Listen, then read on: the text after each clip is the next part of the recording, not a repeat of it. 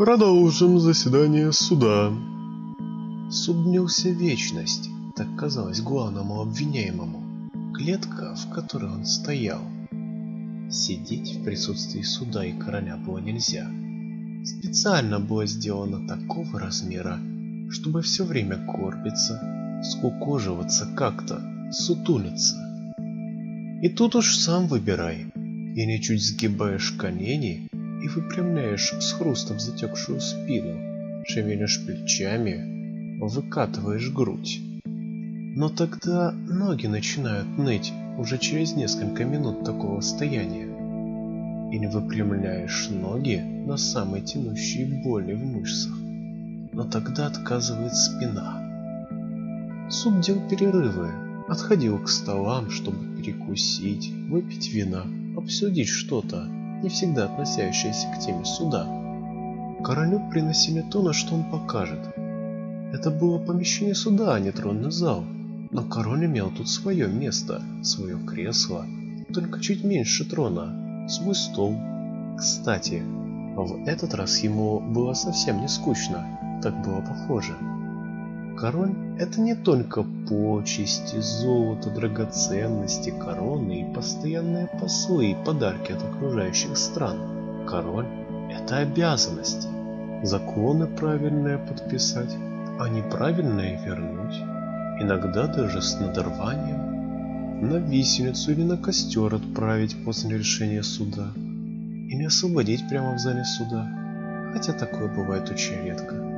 Еще король награждают за заслуги. Вот эти тоже явились за заслугами, а теперь сидят по клеткам, переглядываются в недоумении. Итак, называющий себя рыцарем Роком, ты лично командовал этими людьми и отвечаешь за их действия.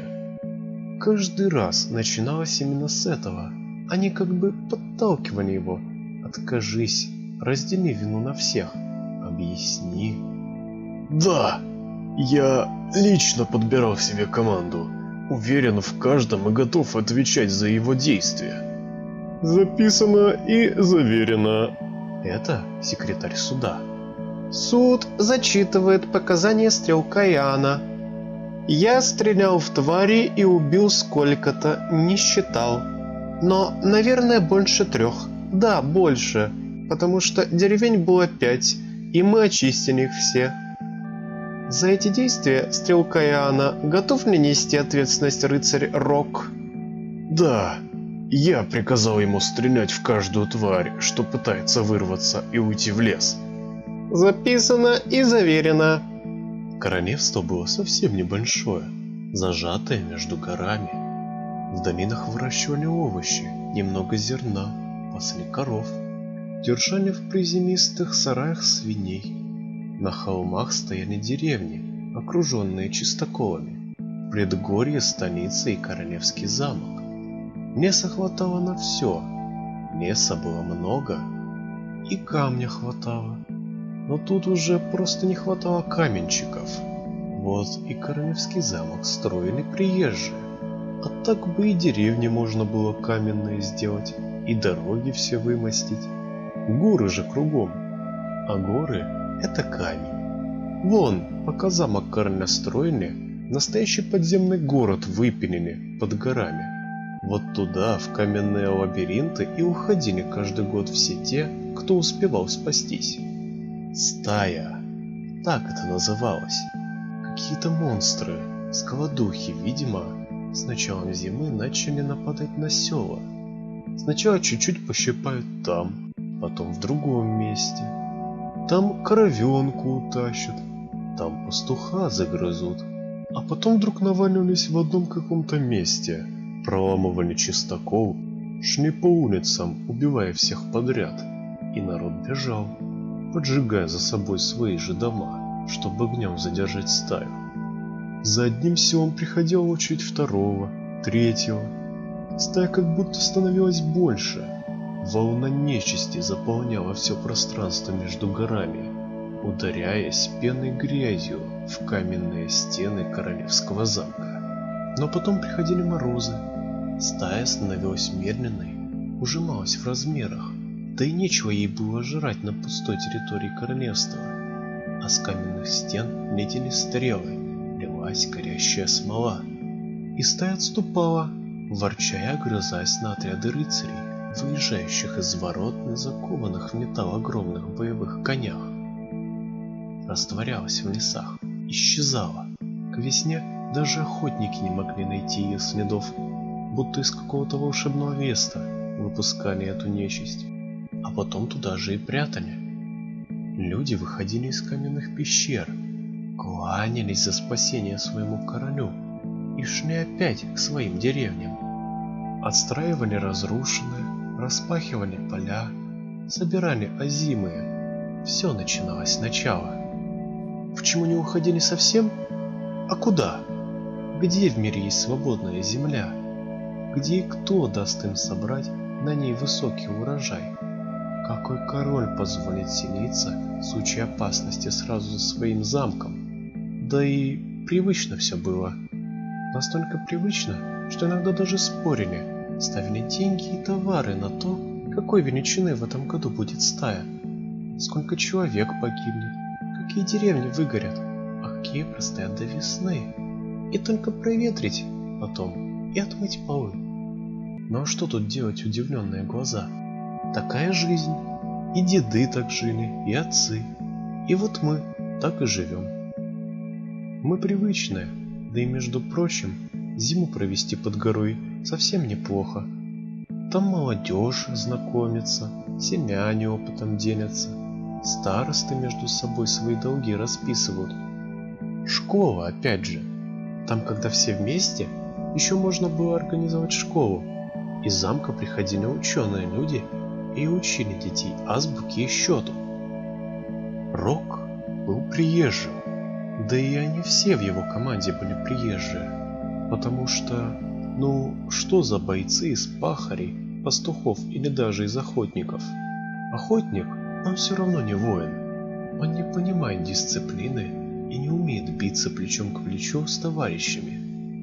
В общем, команду свою он собирал полгода, каждому драгоценный камень в дорогом украшении, один к одному. Уговаривать почти никого не пришлось. Все знали, что королевство богатое, а король щедр. И на подвиг, на который их повел Рок, все они должны были обогатиться. А может, даже стать благородными. Да, только в этом королевстве. Но кто мешает потом в другом месте представляться рыцарем? Пусть сами едут и проверяют, если не верят. В общем, собравшись, запавшись продовольствием и оружием, каждый на 2 конях, команда осенью, как убрали урожай, потянулась за лидером в лес. А у Рока уже была карта. Он не зря сидел в библиотеках, не зря лично объехал все села. Он на карте все точно разметил, и получилось, что не так уж и большая эта самая стая. То есть не волна по всей границе королевства, а как бы банда какая-то.